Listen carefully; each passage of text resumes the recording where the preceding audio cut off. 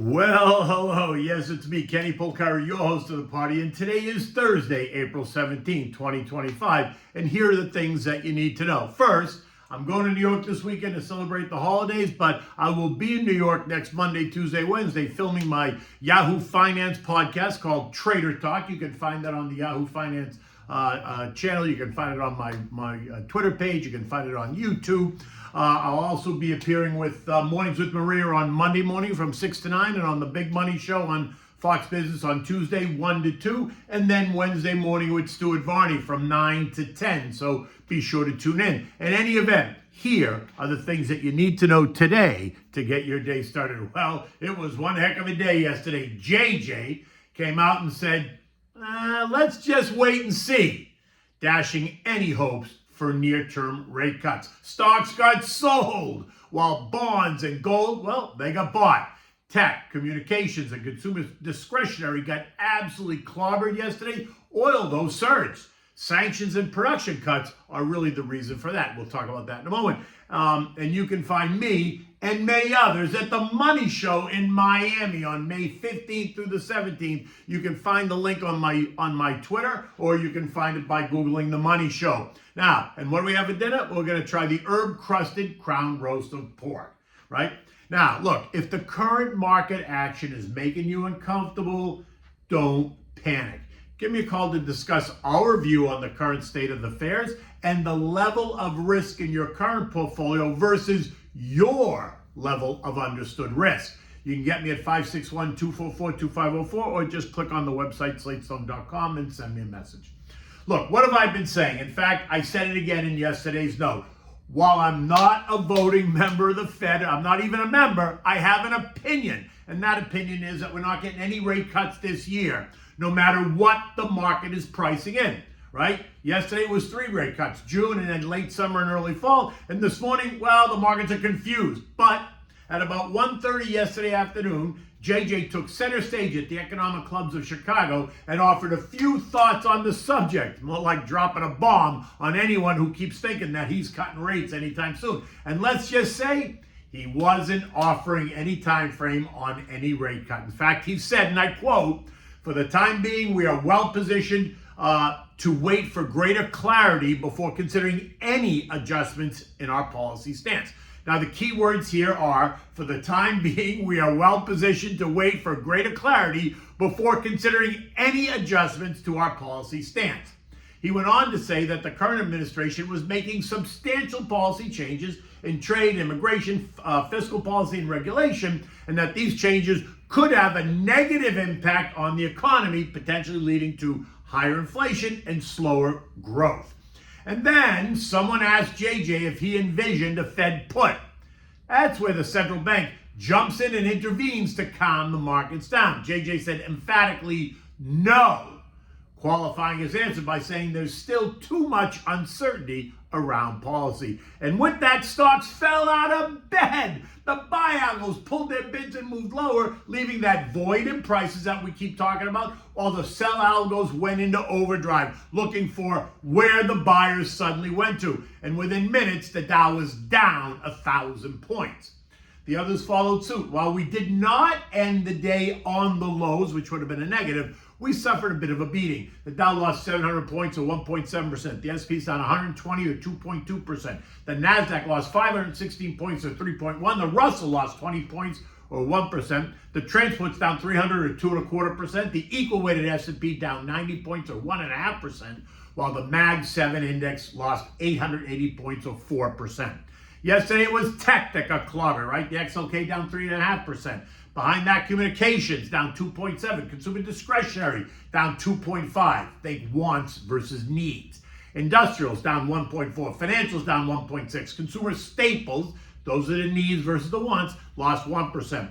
Healthcare down 1%. Basic materials down 0.8%. Real estate was flat, while energy gained 0.8%. And again, all the contra trades gained. But again, those are very strategic. You don't buy the contra trades and hold them like you do for Apple and IBM or Johnson & Johnson or JP Morgan.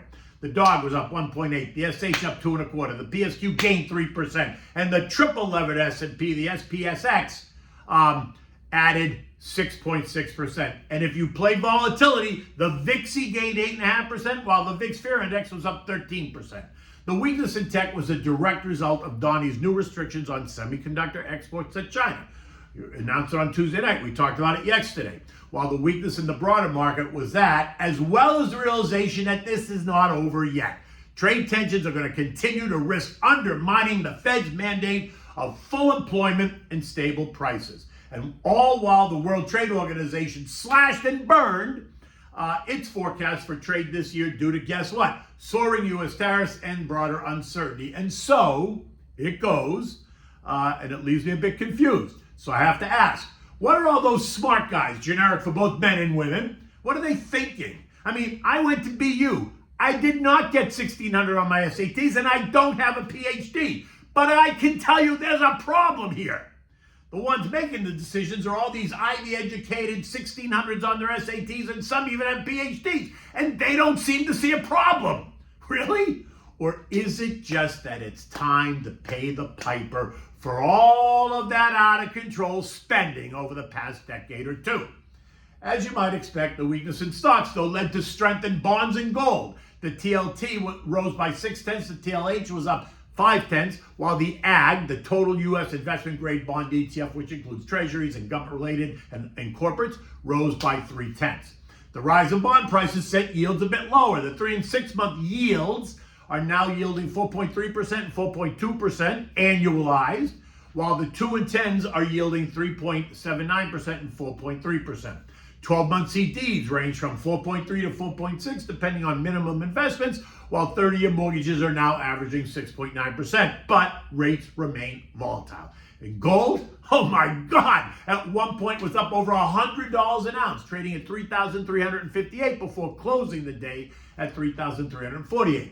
This morning it's down $8 at $3,340. The move into gold is well understood. I've been outlining it for days. Refer to yesterday's note as well. But the same way stocks are getting sold, gold and bonds are getting bought because of one underlying theme: uncertainty.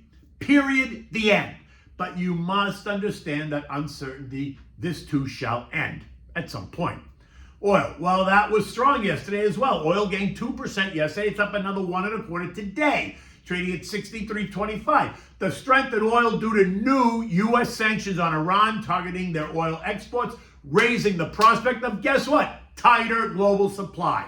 In addition, some OPEC Plus members pledged to cut production to compensate for the overproduction out of Saudi Arabia. This also signals a commitment to trying to tighten supply. You can also just point to the technical bounce after the substantial decline of 28% from January 15th till last week, and we remain in that $60 to $68 trading range. Overnight stocks in Asia were mixed, but mostly higher. Taiwan and China ended just a bit lower, while Japan, Australia, Hong Kong, and South Korea ended the day higher. In Europe, markets there are under pressure this morning. All market centers are down about 0.7%. Markets there also remaining in cautious mode ahead of the weekend. And U.S. futures, Dow futures are down 500 points, but the S&Ps are up 20. The Nasdaq's up 145, while the Russell's up 10. Remember, today is the last trading day of the week. Markets are closed tomorrow in the United States, so expect volumes to be lower and moves to be more exaggerated, which is also what I think was part of the story yesterday, right? It's a big vacation week as well. This morning we heard from Truist Financial, Key Bank, Blackstone, and MM&C all beat, while UNH and DHI missed. Lilly announces that their phase 3 trial of their first diabetes weight loss pill is showing positive results. That stock's quoted up $100 or 13%. Now, just to be clear, again, this is not over yet. We're now knee-deep into earnings season. Investors are going to try to focus on the individual reports and react accordingly. But let's be honest and let's make it clear. Markets will still react to the news out of D.C. that will continue to dominate the headlines. So expect the turbulence to continue. The S&P closed at 52.75, down 120 points. The earnings parade continues. In addition to the names I identified already, look for earnings from American Express, Charlie Schwab, Levi's, Ally, State Street. Again, it's what these CEOs say about the next 6 months and beyond. Markets are closed tomorrow for Good Friday here, and on Monday they're closed across Europe for Easter Monday. So expect again volumes to decline a bit, and that will add to the volatility. Again, my sense is that we still are closer to the bottom than not, but I expect that we're going to retest the lows that we created a couple of weeks ago before this is over. We remain in that 48, 35, 57, 75 trading range. I know it's big. We just need more clarity and finality on trade policy, period, the end. Now look, I'm going to be speaking at the Money Show in Miami, Florida on May 15th and the 17th at the Hyatt Regency. You can learn more about it by going to miamisymposium.com. It's the Money Show. You can also find the full schedule there of speakers and times and all that. It's going to sure to be very interesting, a lot of fun, and very educational. Okay, so what do we have at dinner tonight? We're having the herb crusted simple crown roast of pork. Look, it's Easter. It's a great dish to make. This serves 10 to 12 people, takes you about 15 minutes to prepare it. It cooks for about 2.5 to 3 hours, depending obviously on the size and preferred doneness, and you gotta let it rest for 30 minutes before you cut it up and eat it. For this, you need dried herbs like an Italian herbs or herb de Provence, or maybe make your own up. Kosher salt, black pepper, 1 crown roast of pork. That's about 10 pounds. It's got about 16 ribs on it, maybe. You want to preheat your oven at 350 degrees. You want to season the roast in a small bowl. You want to mix together the dried herbs, the salt and pepper. Generously rub the seasoning all over the pork roast, right? Including in between the bones. Place the roast on a rack in a large roasting pan, pointing the crowns upward, right? Now, if you're not using a rack, lay about 6 celery ribs across the bottom of the pan and then set the roast right on top. This also adds a subtle flavor to the drippings. Now, place this in the oven and roast it until the internal temperature in the thickest part of the meat reads about 135 degrees for medium or 150 for well done. This will take approximately 14 to 18 minutes per pound for medium or 16 to 23 minutes for well done. Once it hits a desired internal temperature, take it out of the oven and tent it loosely with foil and let it rest for 30 minutes. The temperature will continue to rise another 5 to 10 degrees as it rests, as long as you don't have it right under the air conditioner. Meanwhile, pour off the juice and reserve the pan drippings, right? Now, after 30 minutes, increase the oven temperature to 475 degrees. Uncover the roast, put it back in the pan, and put it in the oven and roast it for 10 more minutes, just until the exterior develops a deep golden brown crust, right? Check to ensure now that the final internal temperature is at least 145 degrees. Now, bring the roast to the table. Bring it whole to the table for this dramatic presentation. Carve it by slicing in between each rib into individual chops. Serve it with your favorite sides, maybe roasted root vegetables or mashed potatoes, and make a pan sauce from the drippings. Now make note of this. For extra fun, you might want to stuff the center of the crown with wild rice pilaf or sauteed apples and onions before you're serving it. Leftovers make excellent sandwiches the next day. It can be sliced and reheated gently, meaning keeping a splash of the broth, or if you don't have it, just add some chicken broth. Listen, happy Easter, happy Passover, enjoy the holidays. Tomorrow's Good Friday.